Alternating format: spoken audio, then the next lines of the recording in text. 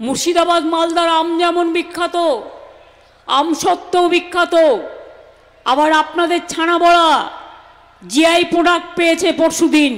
আমি খুব গর্বিত এর জন্য, তার কারণ বাংলায় অনেকগুলো প্রোডাক্ট জিআই পেয়েছে। আমাদের সময়ে প্রায় 40টা হয়ে গেল।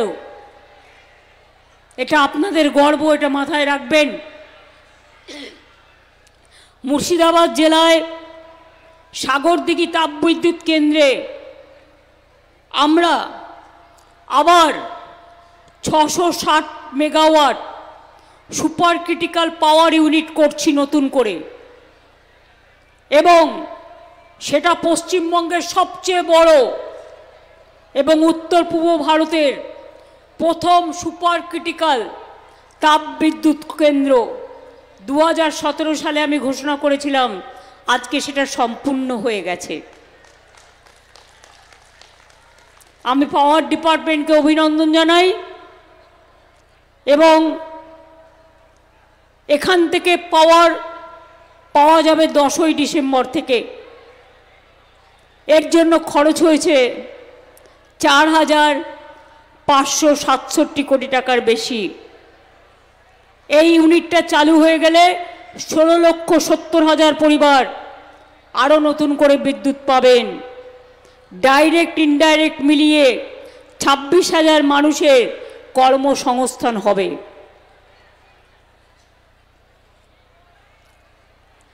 মুর্শিদাবাদ জেলাতে আমার কথাটায় কয়েকটা কথা বলবো, একটু ধৈর্য ধরে শুনতে হবে। আমি আগে কয়েকটা কথা বলে তারপরে আপনারা যেটা শুনতে চান সেটা বলবো, আমাকে একটু সময় দিন। মুর্শিদাবাদ জেলাতে, মালদা জেলাতেও গঙ্গা, পদ্মা নদী ও ভাগীরথী ভাঙন একটা বড় সমস্যা। 12,116 বিঘা জমি প্রায় নদী গর্ভে তলিয়ে গেছে। প্রকৃতি আমাদের হাতে নেই, নদী আমাদের হাতে নেই। দুর্যোগ হলে মানুষের দুর্ভোগ হয়। এটা কেন্দ্রীয় সরকারের অধীনে ছিল, কেন্দ্রীয় সরকারের অধীনে ছিল, যেটা হচ্ছে গঙ্গা ভাঙন রোধ করা, বন্যা নিয়ন্ত্রণ করা। ফরাক্কার জল বাংলাদেশকে যখন দেওয়া হয়েছিল তখন এগ্রিমেন্ট হয়েছিল সেখানে ড্রেজিং করা হবে এবং রাজ্যকে 700 কোটি টাকা দেওয়া হবে। আজ পর্যন্ত ফরাক্কায় ড্রেজিং হয়নি, যার জন্য মানুষ ফরাক্কায় সাফার করে, এবং 700 কোটি টাকাও আমরা 1 পয়সাও পাইনি।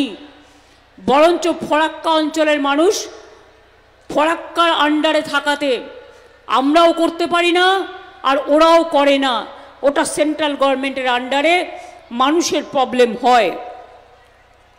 আমি আপনাদের বলি, আমরা মুর্শিদাবাদ ও মালদা উভয় জেলায় নদী রোধের জন্য, ভাঙন রোধের জন্য 1,500 কোটি টাকার একটা বড় পরিকল্পনা কেন্দ্রকে পাঠিয়েছি সম্মতি দেওয়ার জন্য, কিন্তু এখনও কোনো উত্তর পাইনি।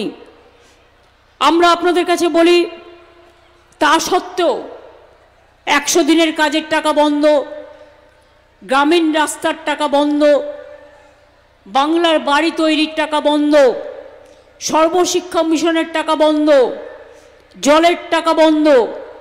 তা সত্ত্বেও আমরা কিন্তু আমাদের সীমিত ক্ষমতার মধ্যেও এই জেলায় প্রায় 900 কোটি টাকা খরচ করে 189টি কাজ সম্পন্ন করেছি। ধুলিয়ান ও শামসেরগঞ্জে 96 কোটি টাকা ব্যয়ে 6টি নদী ভাঙন রোধের প্রকল্পও আছে, যেগুলো আমরা ঘোষণা করেছিলাম এবং কাজ চলছে। বর্তমানে নদী ভাঙন উদ্যোগের অংশ হিসেবে রাজ্য সরকারের টাকায় 136 কোটি টাকা ব্যয় করে 17টি স্কিম চালু হয়েছে। আমরা এই নদী ভাঙন উদ্যোগের সূচনা করি, এর জন্য 200 কোটি টাকা বরাদ্দও করা হয়েছে।